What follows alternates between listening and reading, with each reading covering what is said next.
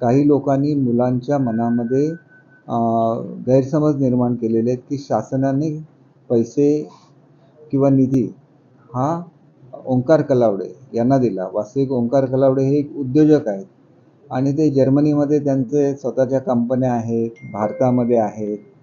तर त्यांनी ज्यावेळेला आमच्यासोबत काम केलं कोऑर्डिनेटर म्हणून, तर ते काम त्यांनी सगळं स्वतःच्या खर्चाने केलेलं आहे।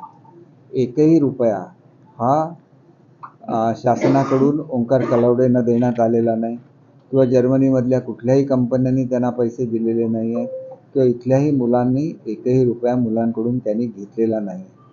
त्याच्यामुळे नाहक एखाद्या व्यक्तीची बदनामी होणं हे मला चुकीचं वाटतं।